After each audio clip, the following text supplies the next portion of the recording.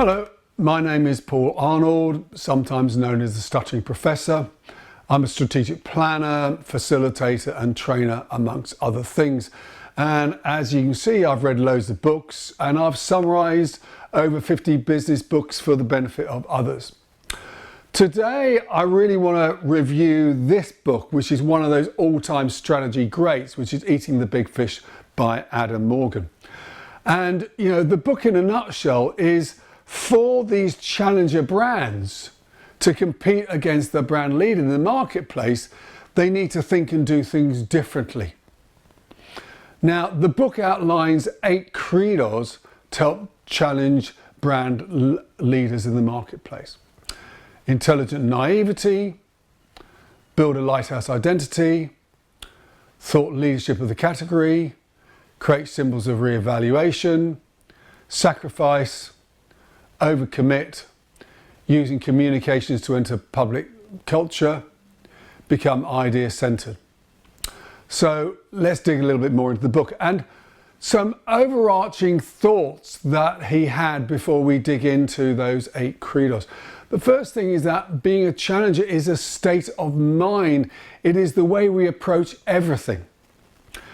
And he talks about, there's a lot of inertia to overcome and a lot of power to overcome because market leaders enjoy an enviable position of power to help them remain on top. Their lower cost of goods means they've got more money to advertise, they're able to create powerful barriers in the trade, etc., etc. And obviously they can create better new products all the time. The other thing is the world is evolving fast. And because of that, the advantages of a challenger brand is you need to be more agile than the leaders to win through. They're going to be a bit slower, maybe a little bit more bureaucratically sort of held back. So one needs to take advantage of the agility which a smaller organization has. He then talks about how technology is blurring the boundaries because it's moving so fast, and to be able to hold on a competitive advantage through technology is becoming increasingly a challenge space because it's so easy to copy that. And also we're seeing a blurring of categories as technologies overlap. So, iPhones is the example he talks about having a camera built in, also being an entertainment center. And furthermore, in the field of technology, competition is no longer coming from just inside the category. So we can be sideswiped, and the advantage they have is often they don't see the category in the same way and run by the same rules. And then actually, breakthrough by being different. We should not accept the old order of things and accept that they are the king and we are just the princes in the marketplace. And therefore we've got to have a belief within the potential that our brand has. Now, for a challenger brand, to hope to win, it can't play by the rules set by the category brand leader. So let's go through the 8 principles that he is recommending. Now, he does state, particularly with limited resources, you can't do all 8, so just focus on a couple. So let's go number 1, intelligent naivety. It's this idea of you need to look at the category through new eyes. You need to start asking fresh questions. Challenge the paradigms. Be prepared to kill the sacred cows of the category. Ask and challenge the not possibles in the category. And then what you can then do is you can create a unique angle of attack. Another technique is to overlay the practice of one category onto another. And he talks the example about how hospitals use the techniques learned in Formula One pit changes to improve what happened in hospitals. And certainly when I worked with Adam years ago, we used the hair care market as a category to overlay onto the toothpaste market. And it was a very successful approach as well. There are some examples he quotes in the book. I won't go through too many of them because obviously time moves on. But he talks about how Method had no real experience in the cleaning market, so saw the market from a fresh perspective. He said, well, why don't we bring design into this functional category? The second one, which I think is a really powerful one, is that to build a lighthouse identity. This idea of like, be true to who you really are and don't try to be someone else, and this idea about just pandering what you think the market needs. I think we've got to be clear about our truth, and I think there's something about spending a lot of time distilling that down to a brutal clarity.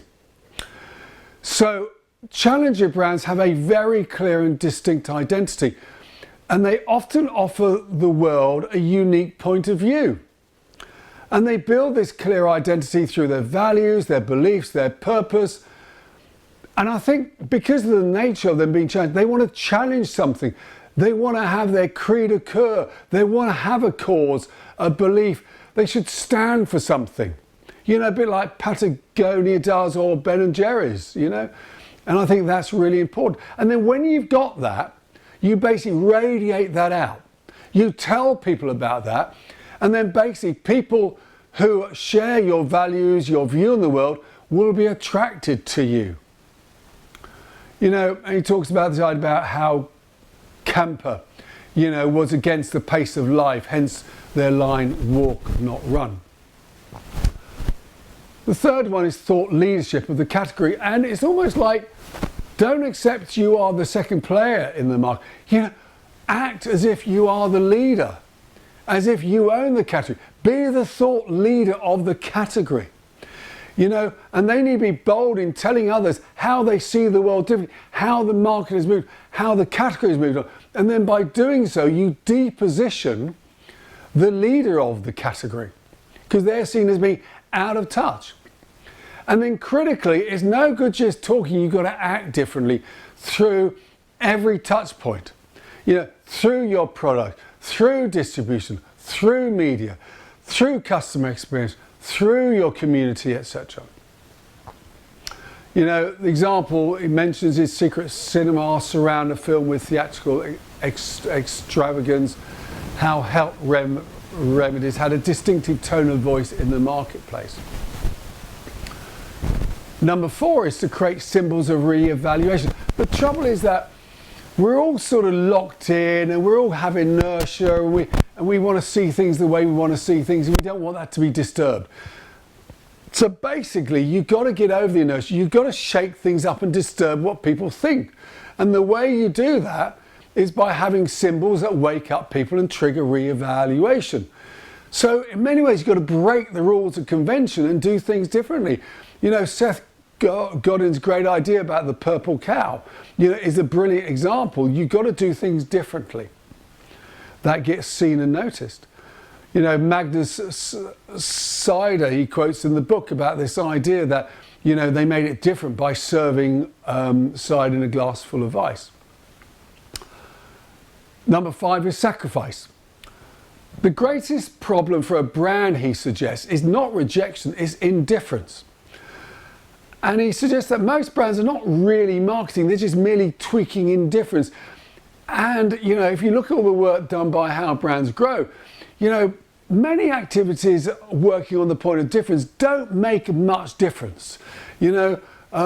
And so consequently, challenger brands don't have time to waste their time upon indifference. They want to actually create strong opinions either way, love us or hate us. But don't try to become that middle ground because that's the most dangerous place to be. So if people don't get you, that's fine. They're not for you. They will go elsewhere, but you can't dance in the middle. You know, so create a really strong appeal. Be happy to be on one side and not the other, rather than having insipid responses, again, amongst the many. And therefore, you must have the courage to let go of audiences, you know, super serve a very small group, you know, who really love you, rather than trying to appeal to the masses. You know, the nice example quotes is Citizen M, the hotel chain, who stripped away all the unnecessary things that, you know, a hotel is supposed to, and focused on just two major things, which is a great bed and a great shower. 6 is overcommit. In this increasingly competitive marketplace, challengers need to massively over-deliver on their key focus points to break through that inertia of locked-in thinking. You know, so, you know, Zappos talks about creating real wow customer service all the time, going above and beyond what would normally be expected. So you've got to over-deliver.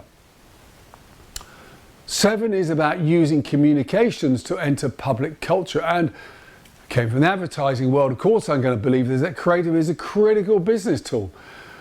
And brands that create consistent social currency around them start to move into brand folklore. And we start to sort of recognize them as being bigger than just brands. They become part of a community.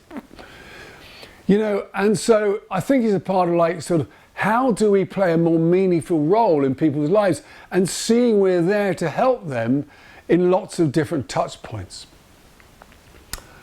8 is become idea-centered. You know, this idea that momentum is vital and you need to keep on evolving. You can't rest on your laurels, and you need to keep refreshing and staying outside of your comfort zone. And you need to be constantly thinking like as if you're a challenger brand, even if you eventually become the brand leader. You know? And so, you know, in that sense, you know, you've got to always be, you know, challenging the normal corridors of activity of that category. So those are the 8 credos that Adam talks about. Look, the book was written in 1999, and sure there'll be shifts in the market, but you know, the key principles in this book still stay as relevant and as powerful today. And I think, you know, it's often one of my big go-to books. So, you know, net of this, I highly recommend it. This is a must read. Anyway, I hope that's helpful.